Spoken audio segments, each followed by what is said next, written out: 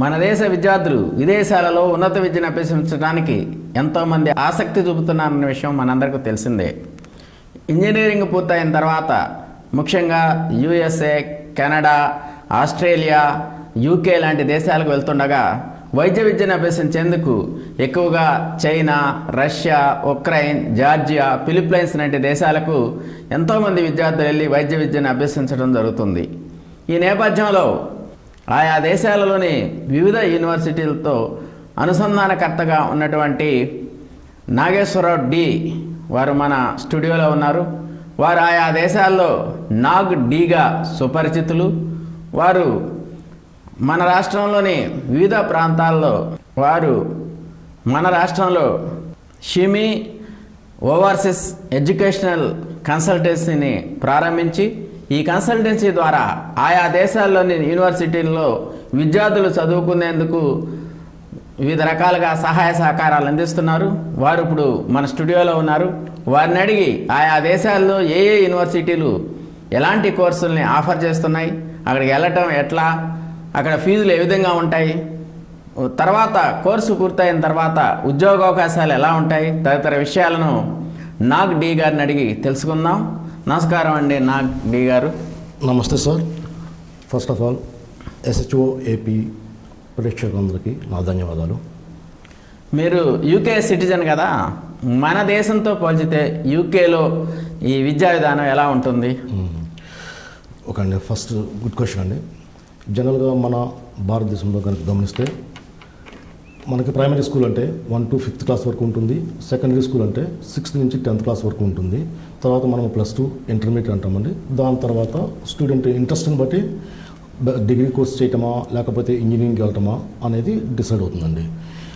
అదే మనకు కనుక ఫారిన్ కంట్రీస్ తీసుకుంటే, పర్టికులర్గా యూకేలో కనుక తీసుకుంటే ప్రైమరీ స్కూల్ అంటే అక్కడ 1 to 6th స్టాండర్డ్ వరకు ఉంటుందండి. తర్వాత సెకండరీ స్కూల్ అంటే 7th నుంచి 11th స్టాండర్డ్ వరకు ఉంటుంది. మనం ఈ 11th స్టాండర్డ్ ఆఖరిలో GCSE అని చెప్పి ఒక ఎగ్జామ్ రాయాలండి స్టూడెంట్. అప్పుడు దానిలో వచ్చిన గ్రేడ్ని బట్టి స్టూడెంట్ ఇంట్రెస్ట్ని బట్టి ఏ కోర్స్ జాయిన్ అవుదాము అని చెప్పి అక్కడ డిసైడ్ అవుతుంది. దాని తర్వాత మనం ఇక్కడ +2 ఇంటర్మీడియట్ ఏదైతే అంటామో అక్కడ ఏ లెవెల్స్ అని చెప్పి అంటామండి. ఒకసారి స్టూడెంట్ ఏ లెవెల్ అయిపోయిన తర్వాత తను ఏ కోర్స్ అయితే జాయిన్ అవుదాం అనుకుంటాడో అక్కడ బ్యాచిలర్స్ డిగ్రీ స్టార్ట్ అవుతుంది. ఒకసారి బ్యాచిలర్స్ డిగ్రీ కంప్లీట్ అయిపోయిన తర్వాత స్టూడెంట్ మళ్ళీ మాస్టర్స్ చేస్తాడండి. ఇప్పుడు మామూలుగా మీరు దాదాపు 2 దశాబ్దాలుగా యూకేలో ఉంటున్నారు. అవును సార్. ఈ మన విద్యార్థులకి యూకేలో ఎలాంటి విద్యా అవకాశాలు ఉంటాయి, ఏ కోర్సులో ప్రవేశించవచ్చు అంటారు? జనరల్గా ఏంటంటే అండి, బ్యాచిలర్స్ డిగ్రీ చదవడానికి వచ్చే వాళ్ళకంటే కూడాను డిఫరెంట్ ఫారిన్ కంట్రీస్లో మాస్టర్స్ చేయడానికి ఎక్కువ ఉత్సాహం చూపిస్తారండి. ఎందుకంటే అక్కడ ఒక రీజన్ ఏంటంటే అప్పటికి ఇంటర్మీడియట్ అయిపోయిన తర్వాత స్టూడెంట్కి అంత మెచ్యూరిటీ లెవెల్ ఉండదు. దాని తర్వాత ఆయా దేశాలకు వెళ్ళిన తర్వాత అక్కడ పార్ట్ టైం జాబ్స్ చూసుకుంటూ కూడా కొంచెం కష్టం అవుతుంది. ఇది ఒకటి ఫైనాన్షియల్ కూడా చాలా బర్డెన్ అవుతుందండి. సో మన స్టూడెంట్స్ అందరూ ఇక్కడ మన ఉభయ తెలుగు రాష్ట్రాల్లో తెలంగాణ తీసుకోవచ్చు, మన ఆంధ్రప్రదేశ్ తీసుకోవచ్చు, అక్కడ ఏమైనా స్టూడెంట్ ఎక్కువగా more than 95% of the students masters degree చేయడానికి వెళ్తారండి. ఇక్కడ మాస్టర్స్ డిగ్రీ ఏంటంటే, ఫర్ ఎగ్జాంపుల్ ఇక్కడ బీటెక్ కంప్యూటర్స్ అయిపోయిన స్టూడెంట్ ఉన్నారనుకోండి, పాపులర్ కోర్సెస్ ఏమైతే ఉంటాయంటే డేటా సైన్స్, నెక్స్ట్ వచ్చేవాడికి సైబర్ సెక్యూరిటీ లేకపోతే artificial intelligence. These are the 3 courses popular around the globe అండి.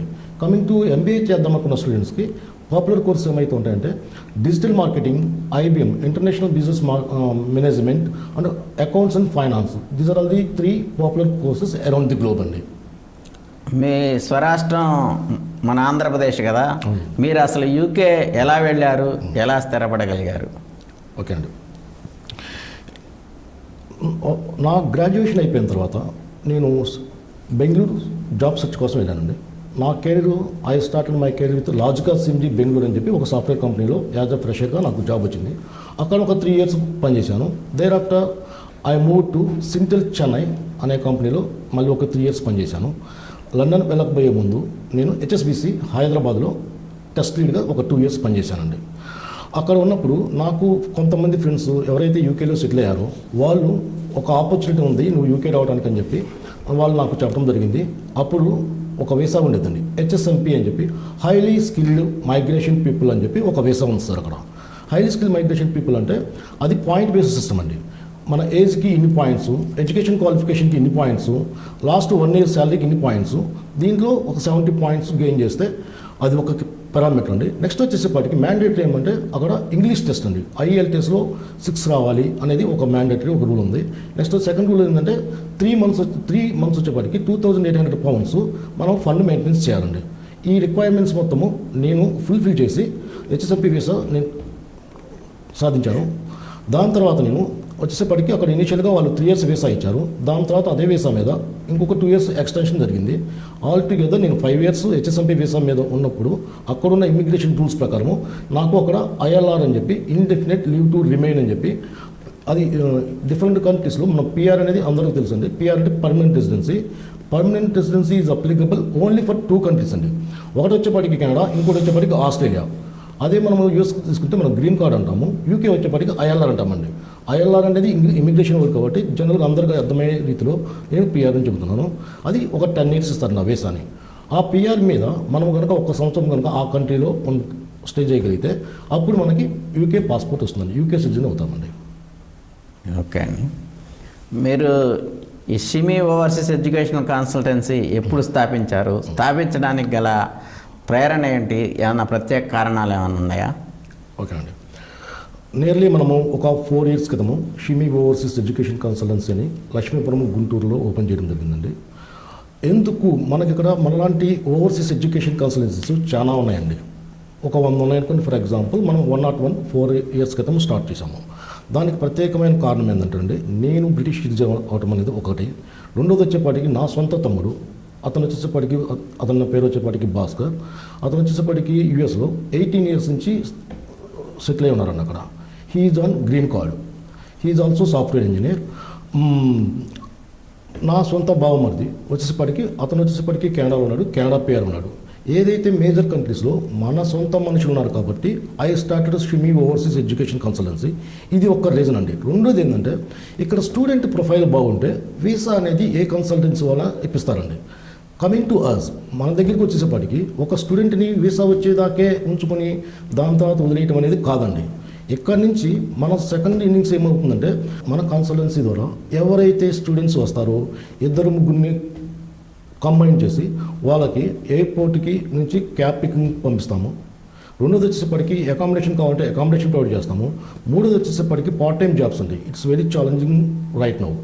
పార్ట్ టైం జాబ్స్ కావాలంటే పార్ట్ టైం జాబ్స్ కూడా మేము ప్రొవైడ్ చేయడం జరిగింది. ఎవరైతే మన కన్సల్టెన్సీ ద్వారా అక్కడికి అబ్రాడ్ అడుగుపెట్టారో, అది US కావచ్చు, కెనడా కావచ్చు, UK కావచ్చు, ఆస్ట్రేలియా కావచ్చు, మనము ఫస్ట్ అకామిడేషన్ ప్రొవైడ్ చేస్తాము. సెకండ్ వచ్చేసప్పటికి పార్ట్ టైం జాబ్స్ ప్రొవైడ్ చేస్తాము. పార్ట్ టైం జాబ్స్ అని చెప్పి పర్టికులర్గా నేను ఎందుకు చెబుతున్నానంటే, మనము ఒక స్టూడెంట్ అక్కడికి వచ్చిన తర్వాత ప్రతి నెల 60,000 70,000 ఇండియా నుంచి పేరెంట్స్ మీద డిపెండ్ అయ్యి ఎవ్రీ మంత్ తెప్పించుకోవాలంటే చాలా బర్డెన్ అవుతుందండి. సో అక్కడికి ఎవరైతే స్టూడెంట్ ల్యాండ్ అవుతారో వితిన్ 4 to 6 weeks ఆఫ్ టైంలో డెఫినెట్గా I will provide the part time jobs for our students అండి. మామూలుగా మన దేశంలో అయితే యూనివర్సిటీలు చదివేటప్పుడు ఇతర జాబ్స్ ఏవి చేయడానికి అవకాశం ఉండదు. కానీ ఆ దేశాల్లో అవకాశం ఉంటుంది అంటారా, లేదా అన్అఫిషియల్గా చేసుకుంటూ ఉంటారా? ఓకే అండి. ఇక్కడ వచ్చేసేపటికండి మనం మేజర్ కంట్రీస్ ఏమైతే ఇప్పుడు మాట్లాడుకుంటున్నామో, అమెరికా కావచ్చు, UK కావచ్చు, లేకపోతే కెనడా, ఆస్ట్రేలియా, ఇక్కడ వచ్చేప్పటికి జనరల్గా ఆన్ అన్ యావరేజ్గా స్టూడెంట్ వీసా మీద ఉన్న డ్యూరేషన్లో అఫీషియల్గా వీక్లీ 20 hours మనం పనిచేసుకోవచ్చు అండి. పర్టికులర్ కనుక మనం UK కనుక తీసుకున్నట్టయితే అవర్లీ వచ్చేసేపాటికి వీక్లీ 20 hours అంటే అవర్లీ వాళ్ళు అఫీషియల్గా ఇచ్చేది గంటకి 11 pounds ఇస్తారండి. సో మోర్ దాన్ 20 hours కనుక వర్క్ చేస్తే అది ఇల్లీగల్ అవుతుందండి. ఓకే, అంటే అవర్స్ బేసిస్లో మనం వర్క్ చేసుకోవచ్చు. 100% చేసుకోవచ్చు. అంటే చదువుకుంటూనే మన ఆర్థిక స్వావలంబనకి మనం ట్రై చేసే అవకాశం ఇతర దేశాల్లో ఉంది. 100% ఉందండి. ఓకే అండి. ఇప్పుడు ఈ కన్సల్టేషన్ మీరు ఎప్పుడు స్థాపించారు? నియర్లీ ఒక 4 సంవత్సరాల క్రితము గుంటూరులో మనము స్టార్ట్ చేయడం జరిగిందండి. ఇప్పుడు ఏ దేశాల్లో ఏ కోర్సులకి సుమారు ఎంతమందిని పంపించి ఉంటారు మీరు విద్య కోసం? ఓకేనండి. ఇప్పుడు వచ్చేసేపటికి మనం ఈ 4 yearsలో మీరు కనుక పరిశీలిస్తే ఒక 2 years మనకి కోవిడ్కి సమయం పోయింది. ఆ టైంలో ఎవరు అబ్రాడ్ వెళ్ళడానికి ఇంట్రెస్ట్ చూపించలేదు. ఈవెన్ దో అయినా సరే యాజ్ ఆఫ్ నౌ మనం కన్సల్టెన్సీ ద్వారా మోర్ దాన్ 475 నుంచి 500 మంది స్టూడెంట్ని మనం పంపించామండి.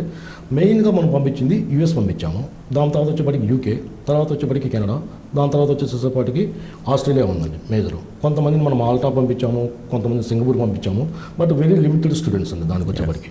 బట్ మీరు అడిగిన దానికి ఏ కోర్సు మీద ఎక్కువ పంపించామంటే కమింగ్ టు అది it's totally depends upon student ప్రొఫైల్ని బట్టి, స్టూడెంట్ ఇంట్రెస్ట్ని బట్టి అది డిపెండ్ అయి ఉంటుందండి. కొంతమంది ఈసీ అయిపోయిన వాళ్ళు, సార్ ఇప్పుడు మేము సాఫ్ట్వేర్ సైడ్ జంప్ అవుదాం అనుకున్నాము, పాసిబిలిటీ ఉందా అని చెప్పి అడుగుతారండి. డెఫినెట్గా వాళ్ళు బీటెక్లో ఈసీ చదవనివ్వండి, సివిల్ చదవనివ్వండి, మెకానికల్ చదవనివ్వండి, డిపెండ్స్ అపాన్ ది యూనివర్సిటీని బట్టి మనము స్టూడెంట్ ఇంట్రెస్ట్ అయితే మనం సాఫ్ట్వేర్ సైడ్ మూవ్ అవడానికి పాసిబిలిటీ ఉందండి.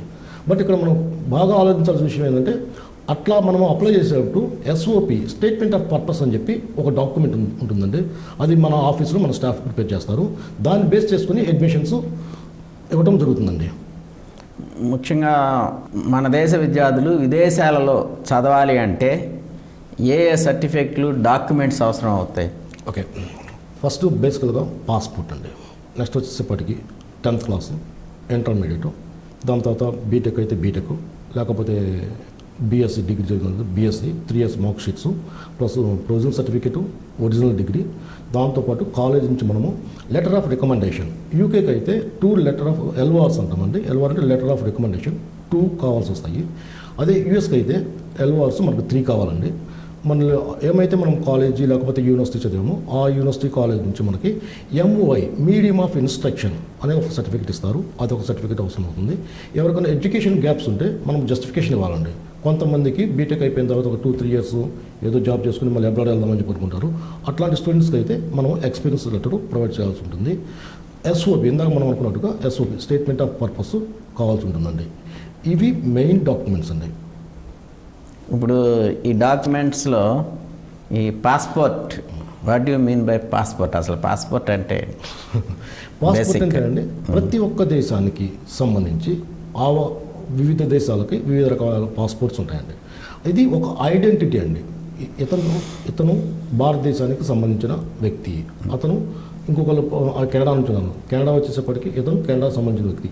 ఒక ఐడెంటిటీ పర్పస్ ఒక పర్సన్ ఈ దేశం నుంచి ఇంకొక దేశానికి ట్రావెల్ చేయడానికి మనకి ఇది ఒక డాక్యుమెంట్ అండి. Passport is a document for the identity of the particular person. అది డ్యూరేషన్ వచ్చేప్పటికి జనరల్గా నేను చాలా కంట్రీస్లో చాలా పాస్పోర్ట్స్ చూశాను. జనరల్గా పాస్పోర్ట్ డ్యూరేషన్ వచ్చేప్పటికి అబౌవ్ ఎవరైతే 13 years అబౌవ్ ఉంటారో వాళ్ళకి ఏమంటే 10 years వ్యాలిడిటీ పాస్పోర్ట్ ఇస్తారండి. జనరల్గా దాంట్లో ఏముంటుందంటే మన సర్నేమ్ ఉంటుంది, మన పూర్తి పేరు ఉంటుంది, దాని తర్వాత జెండర్ ఉంటుంది, మేలా ఫిమేలా అని చెప్పి, దాని తర్వాత ఎక్స్పైరీ డేట్ ఏంటి, స్టార్ట్ డేట్, ఎక్స్పైరీ డేట్ ఏంటి, నీ passport number, these are the main things ఆ పాస్పోర్ట్లో మనకు ఉంటాయండి. మీకు యూకే పాస్పోర్ట్ ఉంది కదా? యా ఉందండి. మరి ఇండియా పాస్పోర్ట్ కూడా ఉంటుందా? ఉండదండి. ఉండదు. ఓన్లీ మీరు యూకే పాస్పోర్ట్ చూపించి ఇండియాకి రావడం జరుగుద్ది. ఐఎమ్ బ్రిటిష్ సిటిజన్ అని చెప్పి అంతా. యాక్చువల్గా ఏమంటారండి, ఇందాక మనం చెప్పుకున్నట్టుగా ఎప్పుడైతే మనకి యూకే పాస్పోర్ట్ వస్తుందో అప్పుడు మనము మన ఇండియన్ కాన్సులేట్కి వెళ్ళిపోయి, లేకపోతే విఎఫ్ఎస్ అని చెప్పి ఉంటుంది దానిలోకి వెళ్ళిపోయి మన ఇండియన్ పాస్పోర్ట్ని సబ్మిట్ చేయాలండి. హ్యాండ్ అవుట్ చేసి సరెండర్ సర్టిఫికేట్ అని చెప్పి ఒకటి తీసుకొని మనము విఎఫ్ఎస్కి I mean to say British passport gain చేసినప్పుడు మనం ఆ సరెండర్ సర్టిఫికేట్ అప్లై చేయాలండి. ఇప్పుడు నేను వచ్చేసేపటికి ఇక్కడ యూకేకి నుంచి ఇక్కడ ఇండియాకి ట్రావెల్ చేయాలంటే నాకేం కావాల్సి వస్తుందంటే, నేను బై బార్న్ బాటప్ నేను ఇండియన్ కాబట్టి నాకేంటంటే మనకేను యూకేకి ఉన్న ఒక ఎగ్జాక్ట్లీ అగ్రిమెంట్ బట్టి మనకేంటంటే ఓసీఐ కార్డ్ అని చెప్పి ఇస్తాడండి. ప్రతి ఒక్కసారి ఎప్పుడైతే నేను ఇండియా ట్రావెల్ చేద్దాం అనుకుంటానో అప్పుడు నేను ప్రతి ఒక్కసారి మళ్ళీ ఇండియన్ కాన్సులేట్కి వెళ్ళిపోయి నాకు వీసా అని చెప్పి నేను అప్లై చేసుకోవడం అవసరం లేదండి. ఓసీఐ అని చెప్పి ఓవర్సీస్ సిటిజన్ ఆఫ్ ఇండియా అని చెప్పి నాకు ఒక ట్రావెల్ డాక్యుమెంట్ ఇస్తారు. దాంతో నేను యూకే పాస్పోర్ట్తో పాటు ఓసీఐ తీసుకుని ఎప్పుడైనా నేను ట్రావెల్ చేయొచ్చండి.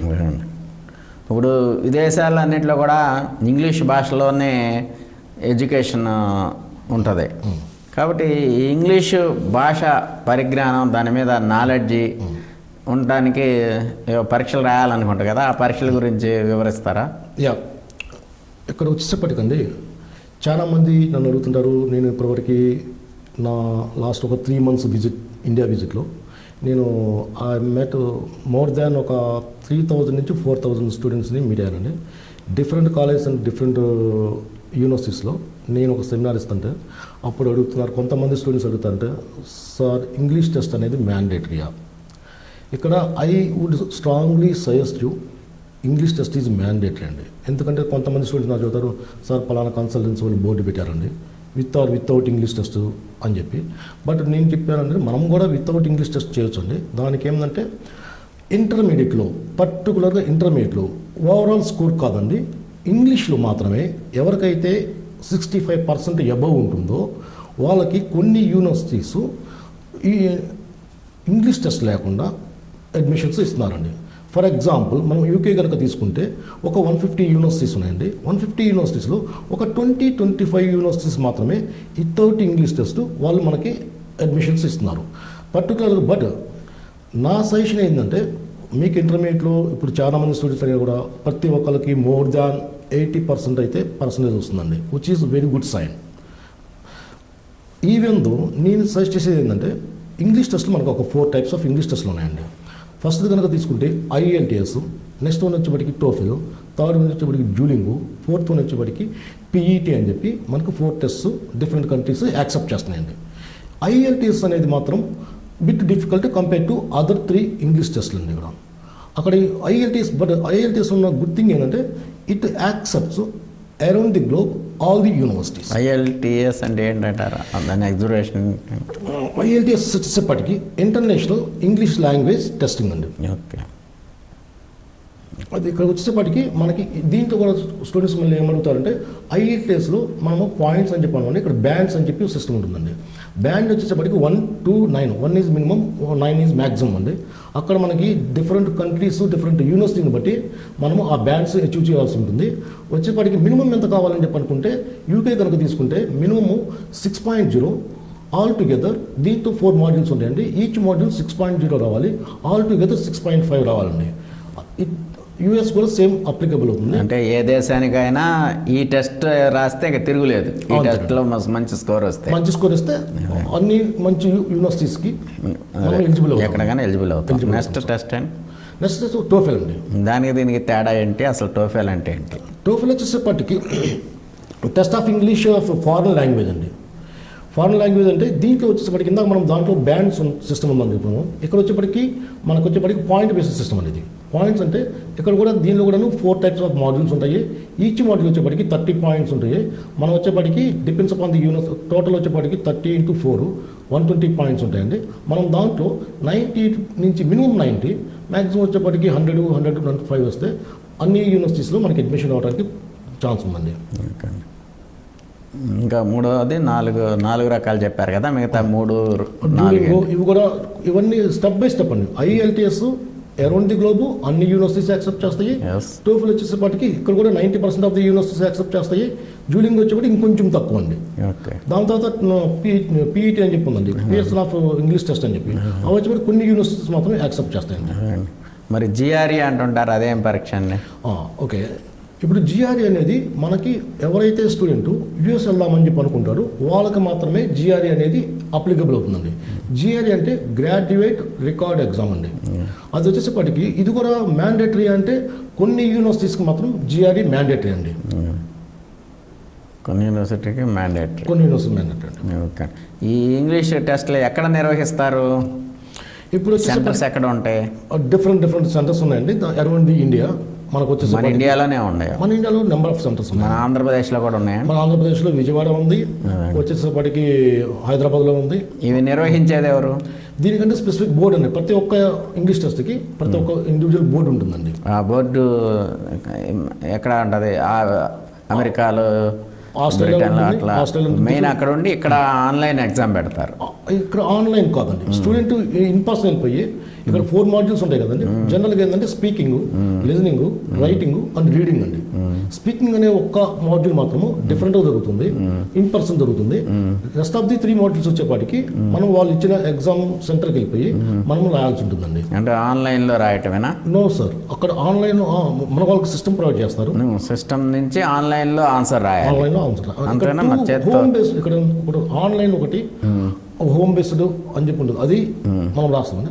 బట్ మన ఇన్ పర్సన్ వాళ్ళ ఎగ్జామినేషన్ సెంటర్కి వెళ్ళిపోయి మన ఎగ్జామ్ రాయాల్సి ఉంటుందండి అది. ఓకే అండి. ఇప్పుడు వీటికి కోచింగ్ కూడా ఇస్తుంటారా? యా, జనరల్గా వచ్చేసేపటికి మనకి కొన్ని స్పెసిఫిక్ నేమ్స్ అట్లా వద్దు, మనకు కొంతమంది ఇంగ్లీష్ కోచింగ్ ఎవరైతే ఇస్తున్నారో గుంటూరు కావచ్చు, విజయవాడ కావచ్చు, హైదరాబాద్ కావచ్చు, మనతో చాలా మంది కమ్యూనికేట్ అవుతుంటారండి. స్టూడెంట్ని బట్టి వాళ్ళకున్న కన్వీనియన్స్ని బట్టి మనం ఆ టెస్ట్ సెంటర్స్ని మనం రిఫర్ చేస్తామండి.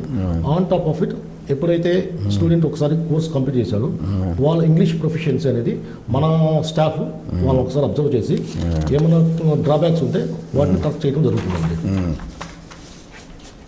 అంటే ఇప్పుడు ఇటీవల కాలంలో అమెరికాలో వెళ్ళిపోయిన వాళ్ళని కొంతమంది తిప్పి పంపించడం జరిగింది. అయితే ఇవి కూడా వేరే విద్యార్థుల చేత రాపిచ్చి పాస్ అయ్యి వెళ్తున్నారనే ఒక న్యూస్ మనం విన్నాం. అది అందులో వాస్తవం ఉందంటారా? అసలు దాని గురించి ఏమైనా ఐడియా ఉందా మీకు?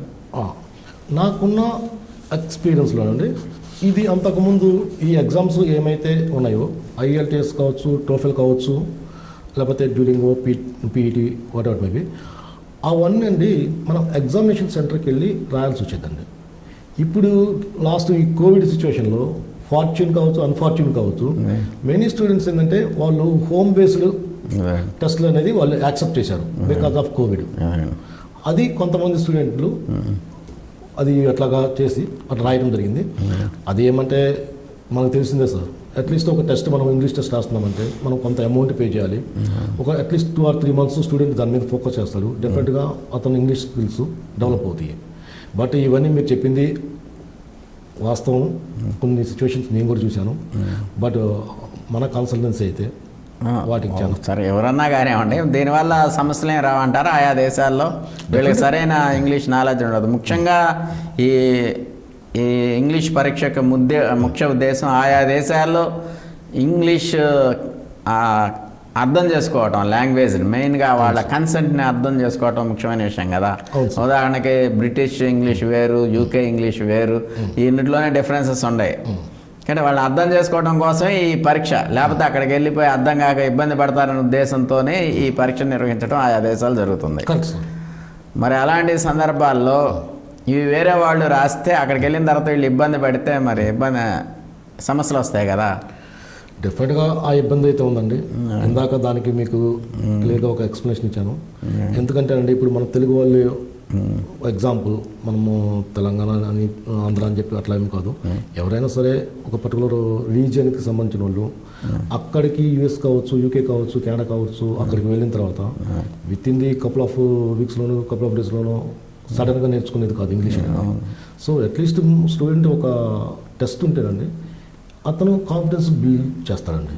అక్కడికి వెళ్ళిన తర్వాత మన రూమ్మేట్ మన తెలుగులో లేకపోతే మన ఊళ్ళో ఉండరు, ఈవెంతో పక్క మన రూమ్మేట్ వచ్చేప్పటికి మన తమిళ స్టూడెంట్ లేకపోతే ఇక్కడ Kannada student, forget about other countries, even Kannada student వచ్చినా కూడా మనకి కమ్యూనికేట్ చేయాల్సింది మన ఇంగ్లీష్ అండి.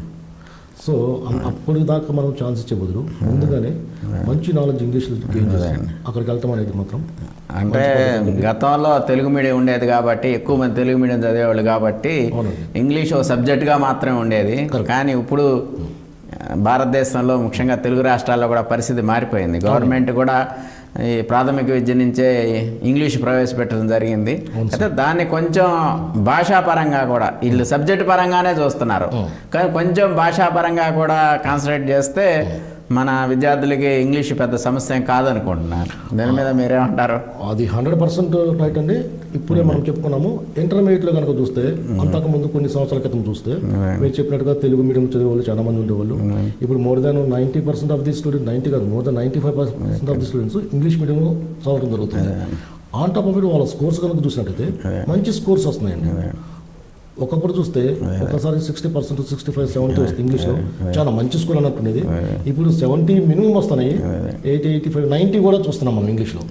సో డెఫినెట్గా ఇప్పుడున్న స్టూడెంట్స్ వెరీ క్లవర్, ఇంగ్లీష్ మీద మంచి నాలెడ్జ్ ఉందండి. ఇప్పుడు ఏ దేశాల్లో మీ కన్సల్టెన్సీ ఏ యూనివర్సిటీలతో టైఅప్ అయి ఉంది? ఓకే అండి, ఇక్కడ వచ్చేసేపటికి ఏంటంటే మనకు వచ్చేసేపటికి ఒక యూకే కనుక తీసుకుంటే ఫస్ట్ యూకే వచ్చేప్పటికి 150 యూనివర్సిటీస్లో మనకు వచ్చేప్పటికి 110 యూనివర్సిటీస్తో టైప్ ఉందండి. కమింగ్ టు యూకే వచ్చేసేపటికి యూఎస్ వచ్చేసేపటికి మనకి 200+ యూనివర్సిటీస్, ఆల్మోస్ట్ 270 దాకా మనకు టైప్ ఉందండి డైరెక్ట్గా. నెక్స్ట్ వచ్చేసేపటికి కెనడా అండి. కెనడా వచ్చేసేపటికి కూడా మనకు 100+ యూనివర్సిటీస్తో కమ్యూనికేషన్ ఉంది. ఆస్ట్రేలియా వచ్చేసేపటికి ఆల్మోస్ట్ ఒక 60+ యూనివర్సిటీస్తో మనకి 1-to-1 డైరెక్ట్ ఇంటరాక్షన్ ఉందండి.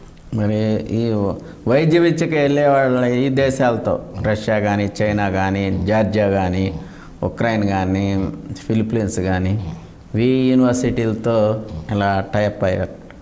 ఓకే అండి. ఇక్కడ వచ్చేసేపటికండి ఇప్పుడు ప్రతి ఒక్క కన్సల్టెన్సీకి డైరెక్ట్గా యూనివర్సిటీతో టైప్ ఉండటం అనేది చాలా వరకు జరగదండి. మనకు వచ్చేసేపటికి పార్ట్నర్స్ ఉంటారండి. మనకు వచ్చేసేపటికి మన కన్సల్టెన్సీకి వచ్చే పర్టికులర్గా మనకు ఒక 3 పార్ట్నర్స్ ఉన్నారండి. వాళ్ళు వచ్చేసేపటికి they are having the direct type with the different universities with the different countries అండి. నెట్వర్క్ సిస్టమ్ మొత్తం. అవును సార్. ఇప్పుడు ఎంబీబీఎస్ చదవాలి అంటే వాళ్ళకి ఎలా అదే ఈ దేశాల్లో ఇందాక మనం ఎంబీబీఎస్ ఆఫర్ చేస్తుంది సార్. ఎందుకంటే యూఎస్ఏ, యూకేలో చాలా కాస్ట్లీ ఎంబీబీఎస్ కాదు. అక్కడ వాళ్ళే ఇక్కడికి వచ్చి చదువుకుని వెళ్ళి అక్కడ పరీక్ష రాసి ప్రాక్టీస్ చేసుకుంటున్నారు ఇప్పుడు ప్రస్తుత పరిస్థితుల్లో. కానీ ఈ దేశాల్లో చైనా, రష్యా ఈ దేశాలు అయితే ఆంధ్రప్రదేశ్లో కన్నా లేదా భారతదేశంలో తక్కువ ఖర్చుతోనే ఎంబీబీఎస్ అయిపోతుంది కాబట్టి ఎక్కువ మంది వెళ్తున్నారు. ఆ తర్వాత ఫారెన్ మెడికల్ గ్రాడ్యుయేషన్ టెస్ట్ రాసి భారతదేశంలో ప్రాక్టీస్కి ఎలిజిబిలిటీ అవుతున్నారు. అయితే వీళ్ళు వెళ్ళడానికి ఏ సర్టిఫికేట్లు వీళ్ళకి ఏం అవసరం అవుతాయి? గవర్నమెంట్ నుంచి పర్మిషన్ అట్టా ఏమన్నా అవసరం అవుద్దా? అవునండి. ఇక్కడ వచ్చేసేపటికి ఎవరైతే మన స్టూడెంట్స్ బైపీసీ అయిపోయిన తర్వాత ఇక్కడ 2 యాక్టివిటీస్ అండి. స్టూడెంట్ ఎవరన్నా బైపీసీ చూస్తున్నారంటే వాళ్ళ మెయిన్ ఏం ఏంటంటే ఎంబీబీఎస్ చేద్దాము, లేకపోతే మంచి ర్యాంక్ రాకపోతే బీఫార్మసీ సైడ్ వెళ్తాము అనేది ఒకటి ఉంటుంది. లేకపోతే కొంతమంది ఏం చేస్తారంటే 1 year గ్యాప్ తీసుకొని నీట్ అని చెప్పి ఆ ఎగ్జామ్ ఆ టెస్ట్ తీసుకోవాల్సి ఉంటుంది. నీట్లో కనుక మనకి అంటే గ్యాప్ ఏం తీసుకోరు, సెకండ్ ఇయర్లోనే రాస్తారు, రాకపోతే ఇంకో ఛాన్స్ ట్రై చేస్తారు. ఆ ఛాన్స్ కానీ రానప్పుడు ఈ దేశాల వైపు మొగ్గు చూపడం జరుగుతుంది. కరెక్ట్ అండి, కరెక్ట్ సార్. అది అక్కడ ఏమంటే నీట్ అనేది చెప్పి ఒక టెస్ట్ ఉంటుందండి ఎంబీబీఎస్ అడ్మిషన్స్కి. ఇప్పుడు మనం కనుక ఒకవేళ విత్ ఇన్ ది 1 yearలో కనుక ఆ స్టూడెంట్కి మంచి స్కోర్ రాకపోతే, మంచి ర్యాంక్ రాకపోతే అప్పుడు వాళ్ళు పక్క రాష్ట్రాలకు వెళ్ళిపోయి డొనేషన్ కట్టడము, లేకపోతే సెకండ్ ఆప్షన్ ఏంటంటే ఏమైతే తక్కువ ఫీజు ఉన్న యూనివర్సిటీస్ డిఫరెంట్ కంట్రీస్లో ఏమైతే అవైలబుల్ ఉన్నాయో ఆ యూనివర్సిటీస్ చూస్ చేసుకోవడం జరుగుతుందండి. ఇప్పుడు నేను చెప్పినట్టుగా ఇప్పుడు మనం ఇక్కడ చూసుకుంటే ఆ మేనేజ్మెంట్ కోటా అని చెప్పి లేకపోతే ఇంకోటి చాలా ఎక్స్పెన్సివ్ అవుతుందండి మన ఇండియాలో కూడా. బట్ అదే మనము ఫారిన్ కంట్రీస్లో తీసుకుంటే అవి ఏంటంటే ఓల్డ్ యూనివర్సిటీస్ అండి. పర్టికులర్గా ఈ యూనివర్సిటీ వచ్చేసేపాటికి ఎంబీబీఎస్కి చాలా మంచి పేరు ఉంది. అట్లాంటి యూనివర్సిటీస్తో మనకి టైప్ ఉందండి. మనం వాటిలో స్టూడెంట్కి అడ్మిషన్ ఇప్పించడం జరుగుతుంది. కమింగ్ టు ది డాక్యుమెంట్స్ వచ్చేపాటికి వీళ్ళు కూడా ఇంగ్లీష్ టెస్ట్ రాయాల్సి వస్తుందండి. వీళ్ళు కూడా ఇంగ్లీష్ టెస్ట్ రాయాలి. ప్లస్ ఇందాక మనం చెప్పినట్టు 10th క్లాసు, ఇంటర్మీడియట్ అంటే 12th స్టాండర్డ్ అంటే నీట్ పాస్ అయి ఉండాలని ప్రభుత్వం నిబంధన పెట్టింది కదా. ఇంతకుముందు ఈ నిబంధన లేదు. ఈ ఇయర్ నుంచి నీట్ క్వాలిఫై అయితేనే ప్రపంచంలో ఎక్కడైనా ఎంబీబీఎస్ చదివి మళ్ళీ వచ్చి ఎగ్జామ్ రాసి ఫారెన్ గ్రాడ్యుయేషన్ ఎగ్జామ్ రాసి ప్రాక్టీస్ చేసుకుంటానికి అవకాశం వస్తుంది అప్పుడు. ఇప్పుడు మన విద్యార్థులు మీరు చెప్పిన వివిధ దేశాల్లోని యూనివర్సిటీలో అసలు అడ్మిషన్ పొందే ప్రాసెస్ ఏంటి? అసలు ఎప్పుడెప్పుడు అడ్మిషన్లు, ఏ నెలలో ఎప్పుడెప్పుడు అడ్మిషన్లు ఉంటాయి? జనరల్గా అంటే అండి నాకు తెలిసినంతవరకు భారతదేశంలో ఒక స్టూడెంట్ ఇయర్లీ వచ్చేప్పటికి అడ్మిషన్స్ ఒక్కసారి జరుగుతుంది. అవునండి. ఏ కోర్స్ అయినా సరే, ఏదైనా సరే. అలాగే కనుక మనం ఫారెన్ కనుక తీసుకుంటే యుఎస్ కానీ, కెనడా, ఆస్ట్రేలియా, యూకే, అక్కడ అడ్మిషన్ ప్రాసెస్ అండి మనం ఇంటేక్స్ అని చెప్పంటామండి. అక్కడ 3 ఇంటేక్స్ ఉంటాయండి. ఫస్ట్ వచ్చేసేపాటికి 3 సార్లు అడ్మిషన్ జరుగుతుంది. 3 సార్లు అడ్మిషన్ జరుగుతుంది సంవత్సరంలో 3 సార్లు. అవును సార్. 3 బ్యాచ్లు కంటిన్యూస్గా రన్ అవుతూ ఉంటాయి. అవును సార్. కొన్ని 3 నెలలు, 4 నెలలు, 4 నెలల గ్యాప్తో. అవును. ఓకే. అక్కడ ఏమంటే మేజర్ ఇంటేక్ వచ్చేసేపటికి మనం సెప్టెంబర్ అంటామండి. దాని తర్వాత వచ్చేప్పటికి జాన్యువరి ఉంటుంది, థర్డ్ వచ్చేప్పటికి మే ఉంటుందండి. ఈ వీటికి డిఫరెన్స్ ఏంటంటే సెప్టెంబర్కి లేకపోతే జాన్యువరికి, మేకి సెప్టెంబర్ వచ్చేసేపటికి అన్ని యూనివర్సిటీస్ అన్ని కోర్సెస్ ఆఫర్ చేస్తాయండి. నెక్స్ట్ జాన్యువరి ఇంటికి వచ్చేప్పటికి కొన్ని యూనివర్సిటీస్ ఒక 50% ఆఫ్ ది యూనివర్సిటీస్ ఆఫర్ చేస్తుంటాయి. మళ్ళీ వచ్చేసేపటికి మే వచ్చేసేపటికి ఇంకొంచెం తక్కువ ఉంటుంది. బట్ అడ్మిషన్స్ అయితే మాత్రం 3 ఇంటేక్స్ జరుగుతుందండి. అయితే ఎట్లా అడ్మిషన్ పొందాలి? ఇప్పుడండి ఎవరైతే ఒక స్టూడెంట్ మన కన్సల్టెన్సీకి వచ్చాడో ఫస్ట్ మనం అడిగే క్వశ్చన్ ఏంటంటే ఆల్రెడీ ఇప్పుడు స్టూడెంట్స్ ఆర్ వెరీ క్లవర్. మన దగ్గరికి వచ్చేపాటికి ఫుల్ నాలెడ్జ్ గెయిన్ చేసి వస్తారు. రిలేటివ్స్ ఉండొచ్చు, వాళ్ళ సీనియర్ స్టూడెంట్స్ ఉండొచ్చు, లేకపోతే గూగుల్లో మనకి మొబైల్లో చూస్తున్నారు, ఇన్ఫర్మేషన్ మొత్తం గ్యాదర్ చేస్తారు, which is very very good sign అండి. అక్కడ వచ్చేసేపటికి స్టూడెంట్ ఒకసారి ఎవరికైతే కొంచెం ఇన్ఫర్మేషన్ లేదు, మనం ఏం చేస్తామంటే ఏ కంట్రీకి వెళ్తే ఏ కోర్స్ బాగుంటుంది, ఏ యూనివర్సిటీ అయితే ఏ కోర్స్ బాగుంటుంది, బట్ ఏ కంట్రీకి వెళ్తే ఈజీగా సెటిల్ అవ్వడానికి పాసిబిలిటీ ఉంది అనేది ఫస్ట్ ఒక టాపిక్ డిస్కస్ చేస్తామండి. దాని తర్వాత వన్స్ మనము ఆ స్టూడెంట్ కంట్రీ కనుక ఫైనలైజ్ చేసిన తర్వాత అప్పుడు మనము అతను CV ఒకటి తీసుకుంటామండి. CV తీసుకుంటే అతను బీటెక్ అయితే సిఎస్సినా, ఈసీనా, లేకపోతే మెకానికల్ ఏ గ్రూప్ చదివాడు, అతను ఏరియాస్ ఆఫ్ ఇంట్రెస్ట్ అండి, మాస్టర్స్ ఏ కోర్స్ చేద్దాం అనుకుంటున్నాడు, ఇవన్నీ మనము ఎక్స్ప్లెయిన్ చేసి స్టూడెంట్కి ఈ కోర్స్ అయితే నీ ప్రొఫైల్కి బాగుంటుందని చెప్పి మన స్టాఫ్ అడ్వైజ్ చేస్తారండి. ఫస్ట్ ఒకసారి మళ్ళీ కోర్సు కూడా ఫైనలైజ్ అయిపోయిన తర్వాత మన దగ్గర ఒక ఇంటర్నల్ సిస్టమ్ ఉంటుంది. ఆ ఇంటర్నల్ సిస్టంలో ఏమంటే స్టూడెంట్స్ సంబంధించిన డీటెయిల్స్ లైక్ మనము స్టూడెంట్ నేము అవన్నీ ఏమీ మెన్షన్ చేయము. జస్ట్ స్టూడెంట్ వచ్చేసేపటికి ఏ ఇయర్కి చదువుదామని చెప్పి అనుకుంటున్నాడు, ఏ కోర్స్ చేద్దాం అనుకుంటున్నాడు మాస్టర్స్లో, అతనికి ఇంగ్లీష్ టెస్ట్ ఉందా లేదా, డిఫరెంట్ ఇన్పుట్స్ తీసుకొని మనము మన ఇంటర్నల్ సిస్టంలో మనము అప్డేట్ చేస్తే ఆ సిస్టమ్ ఏం చేస్తుందంటే ఒక ఫర్ ఎగ్జాంపుల్ మనం యూఎస్ తీసుకున్నామండి. యూఎస్ తీసుకుంటే అతను బీటెక్ కంప్యూటర్స్ అయిపోయింది, రీసెంట్లీ పాస్డ్ అవుట్, అతనికి వచ్చేసేపటికి బీటెక్ కంప్యూటర్స్ అయిపోయిందా డేటా సైన్స్ అనేది చేద్దాం అనుకుంటున్నాడు. ఆ డేటా సైన్స్ అనేది ఇచ్చి ఏ ఇంటేక్ అనేది మనం పెడితే అక్కడ మన దగ్గర ఇంటర్నల్ సిస్టమ్ ఏం చేస్తుందంటే మన అప్లికేషను స్టూడెంట్ ఏమైతే యూనివర్సిటీస్ ఎలిజిబుల్ అవుతాడో అన్ని యూనివర్సిటీస్ లిస్ట్ మొత్తం డౌన్లోడ్ అవుతుందండి.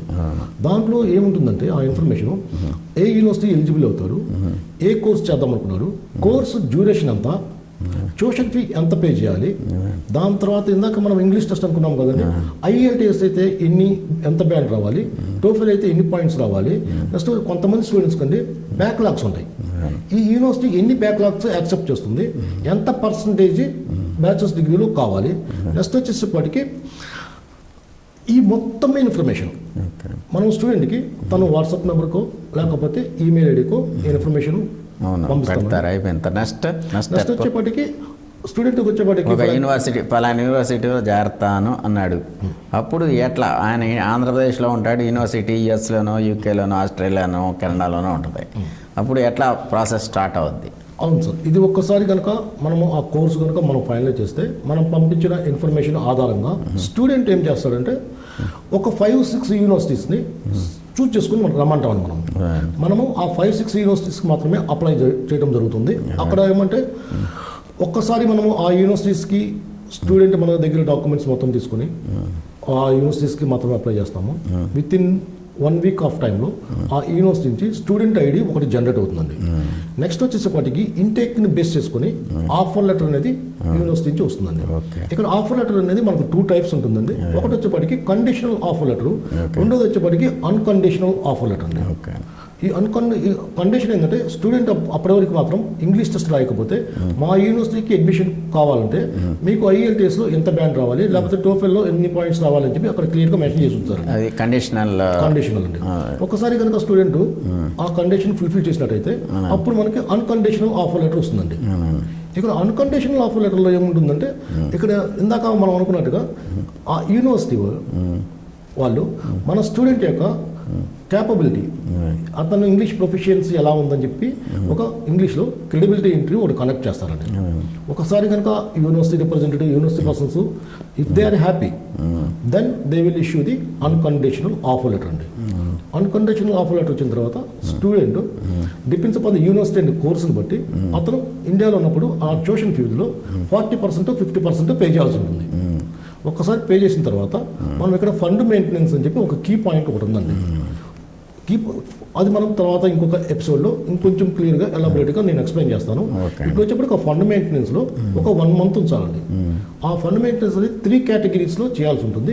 ఒకటి వచ్చేప్పటికి సేవింగ్స్, రెండోది వచ్చేప్పటికి FD ఫిక్స్డ్ డిపాజిట్, మూడోది వచ్చేప్పటికి ఎడ్యుకేషన్ లోన్ అండి. ఈ 3 కేటగిరీస్లో మనము ఏదైనా ఒక కేటగిరీలో మనం ఫుల్ఫిల్ చేయాల్సి ఉంటుంది. జనరల్గా వచ్చేప్పటికి FD కానీ లేకపోతే ఎడ్యుకేషన్ లోన్స్ కానీ మన స్టూడెంట్స్ అందరూ వాటి మీద వెళ్ళడం జరుగుతుంది. ఒకసారి కనుక ఈ రిక్వైర్మెంట్ ఫుల్ఫిల్ అయితే బ్యాంక్ మేనేజర్ గారి దగ్గర నుంచి లెటర్ తీసుకొని ఎవరైతే విదేశాలకు వెళ్దాం అనుకుంటున్నారో, పర్టికులర్గా UK అట్లా అనుకుంటున్నారో వాళ్ళకి ఏంటంటే టీబీ మెడికల్ టెస్ట్ ఒకటి చేయించాల్సి ఉంటుందండి.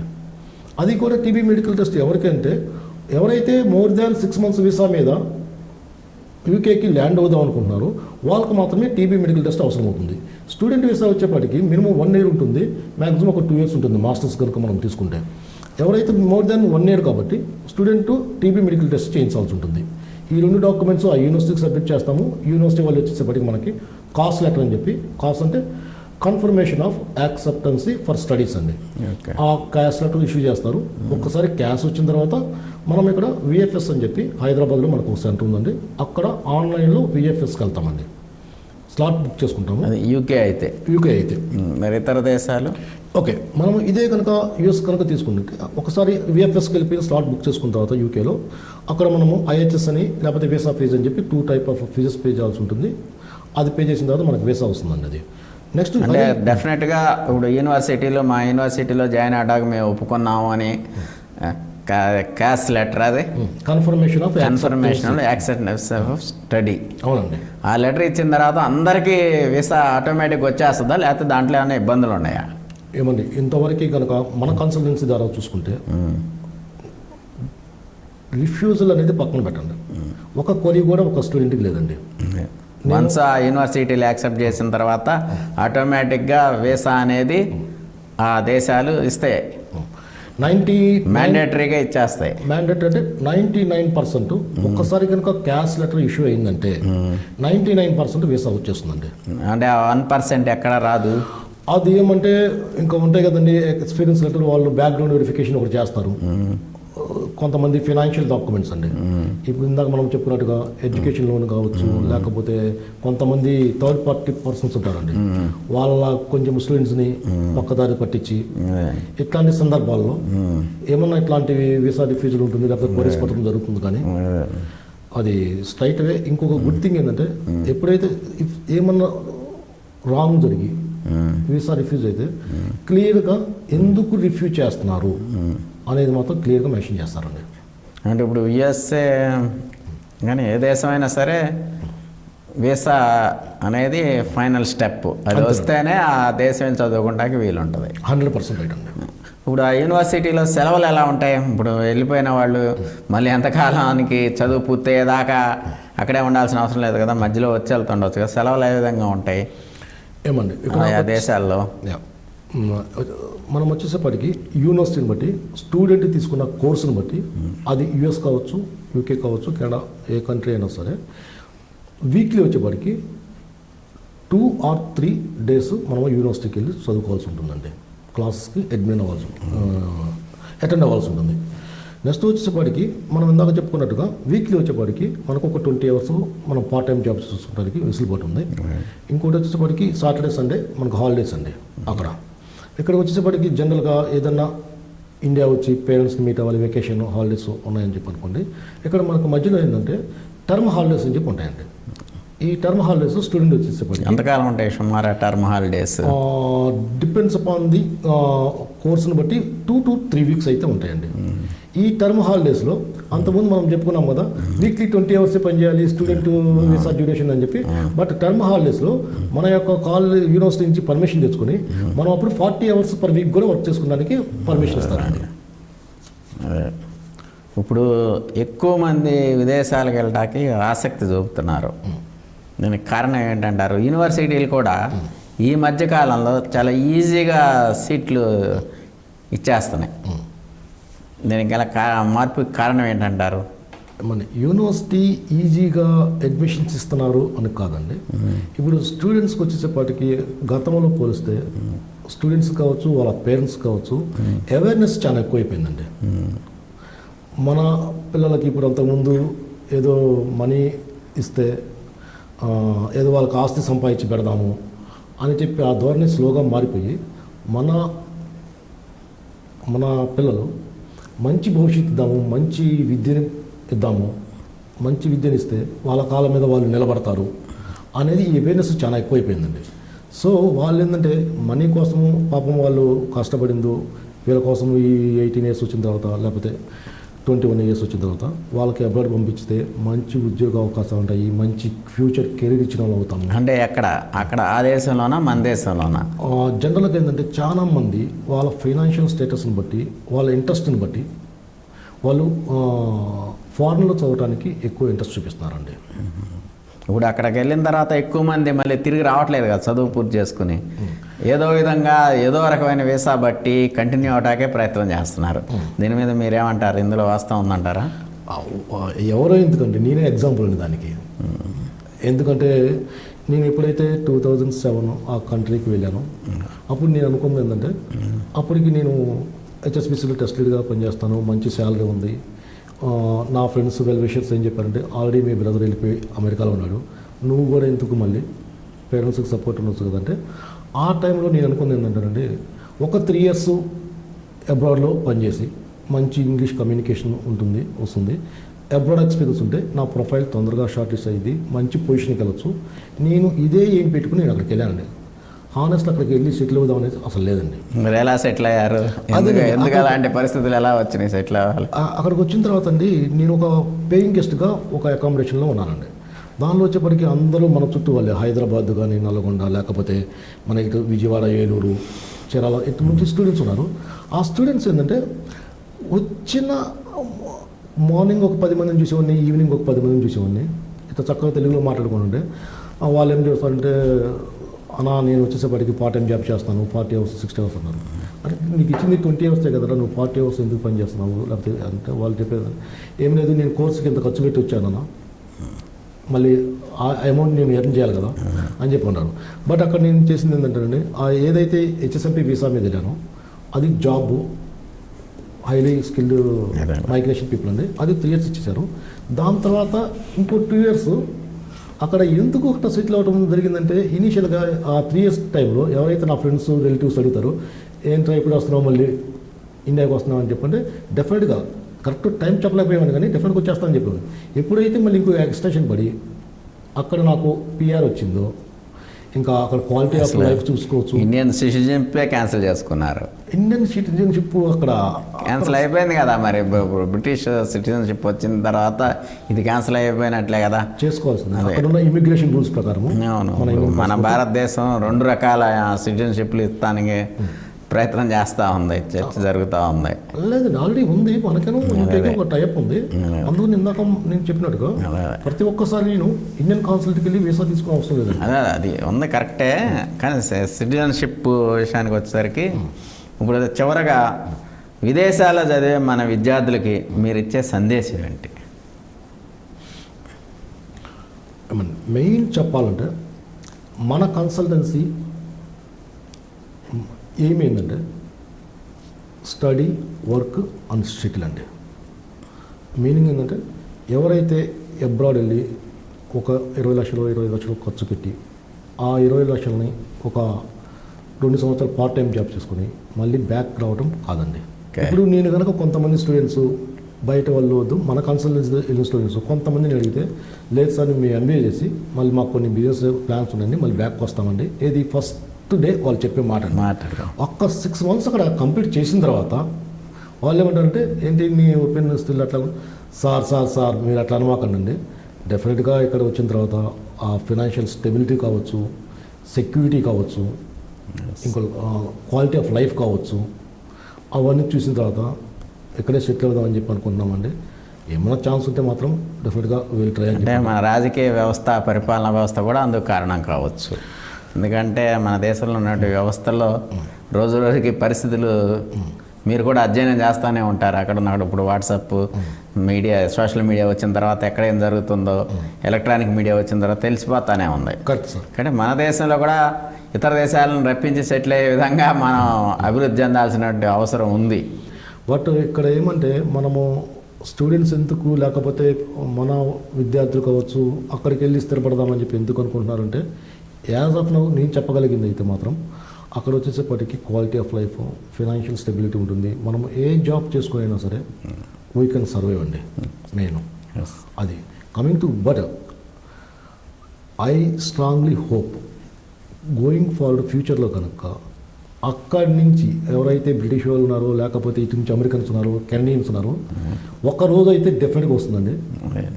ఇప్పుడు ఆల్రెడీ ఆ దేశాల పరిపాలనలో ఇప్పుడు మీ యూకేనే మన తెలుగు అదే మన భారతదేశంతో అనుబంధం కలిగిన వ్యక్తి, అదే కాకుండా భారతదేశం అమ్మాయినే మ్యారేజ్ చేసుకున్నాడు కదా. కరెక్ట్. కాబట్టి రిలేషన్స్ అనేవి పెరుగుతూ ఉన్నాయి. అవును సార్. రిషి సునక్ అని చెప్పి ఇప్పుడు ప్రజెంట్ యూకే ప్రైమ్ మినిస్టర్ అండి. He is doing very good job. Yes, ఎందుకంటే ఈ రెండు దేశాలుగా సత్సంబంధాలు బాగుంటాయని మనం ఆశించడం సహజమే. ఎందుకంటే మన దేశం వ్యక్తే కాటాళ్ళ మిస్సెస్ కూడా. అవునండి. కాబట్టి రీసెంట్గా మన రిషి సునక్ ప్రైమ్ మినిస్టర్ గారు కూడా వచ్చి మన ప్రధానమంత్రి మోడీ గారిని కలవడం జరిగింది. డెఫినెట్గా గోయింగ్ ఫార్వర్డ్ మంచి రిలేషన్స్ ఉంటాయి. ఆల్రెడీ ఇప్పటికీ మంచి రిలేషన్స్ ఉన్నాయి, ఇంకా మంచిగా ఉంటాయని చెప్పి డెఫినెట్గా మనం ఎక్స్పెక్ట్ చేస్తుంది. అయితే మన దేశంలో మారాల్సింది రాజకీయ వ్యవస్థే. ఇతర దేశాల విధంగా మనం అభివృద్ధి చెందాలి అంటే మన రాజకీయ వ్యవస్థ మారాల్సిన అవసరం ఉంది. ఆబ్వియస్ అండి. ఇక్కడ ఆ విషయం వచ్చేప్పటికి నాకంటే మీకు బాగా తెలుసు. ఈ షిమి ఓవర్సీస్ ఎడ్యుకేషన్ కన్సల్టెన్సీ ద్వారా మన భారతదేశంలోని విద్యార్థులకు వివిధ దేశాల్లో వివిధ కోర్సులు ఎలా ప్రవేశం పొందాలి, ఏ యూనివర్సిటీలు మంచివి తదితర విషయాల గురించి చాలా చక్కగా వివరించారు నాగ్ డి గారు. వారికి మన SHO AP టీవీ తరఫున హృదయపూర్వక ధన్యవాదాలు తెలియజేస్తున్నాం. నమస్కారం అండి. Thank you very much for your time అండి. Once again SHO AP TV ప్రేక్షకులందరికీ ధన్యవాదాలండి.